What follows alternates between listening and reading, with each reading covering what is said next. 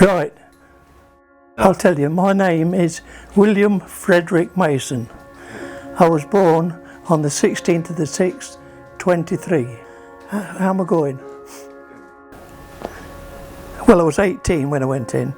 Just before I was 19, that's it. I went in the paras. I passed the paras and I was on my parachute leave, and I'd been out with the boys and I was walking towards the Paladie dance. We're going dancing. I knew she'd be there, but the love of my life. So I went up and talked to her and says, come on, dance. But she didn't dance. I love dancing, she didn't dance. She wouldn't come, so I said, well, can I see you tomorrow night then? She says, yeah. So I met her there, and all of you happened. We was in England for D-Day.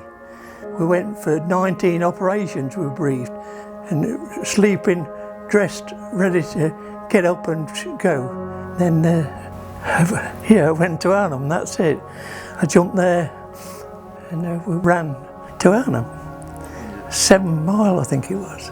Our object was to get the bridge. That's 2nd Battalion. But by the time you'd walk 7 mile, they were organised. They knew something would come in. See, well, you can't stop a tank with a 303 rifle. We tried, but you can't do it. You were trying not to be killed. That was it, yeah. And I say, most of the fellas were the same.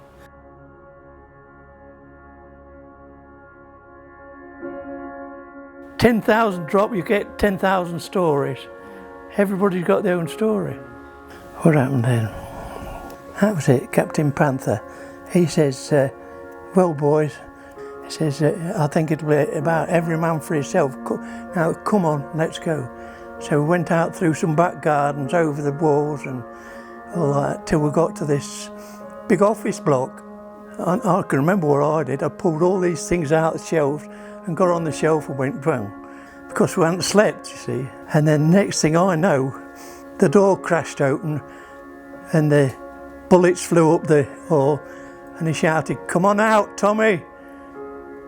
And we went out, and they were all surrounded, the corridor all surrounded, they were captured.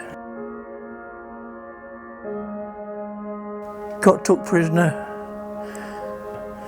Then I was moved to prison camps. They didn't give us out to eat or drink or anything. So many of us got moved to working parties, and we went to Czechoslovakia.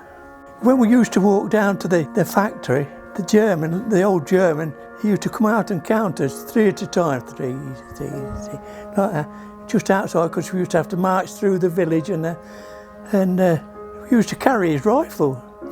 He took it in turns, carry his bloody one of these long rifles, yeah. And he used to shout to us, Longsome, Longsome, because we used to walk fast and he couldn't walk, yeah. Nobody took any notice on him.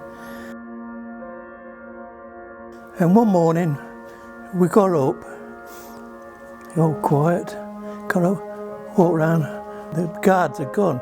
So all of us decided to walk through the village up to the main road and see what were happening. Well, we walked for a few days, pinched anything we could to eat, and all of a sudden we come to the Yanks, and the Yanks said, shh, stop.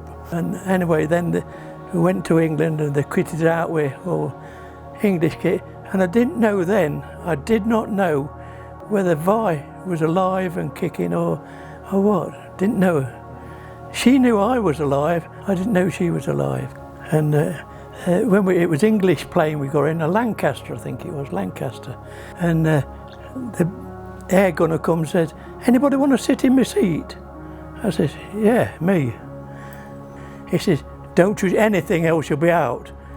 And I come back and I seen the White Cliffs of Dover coming, it was bloody lovely. And that was it.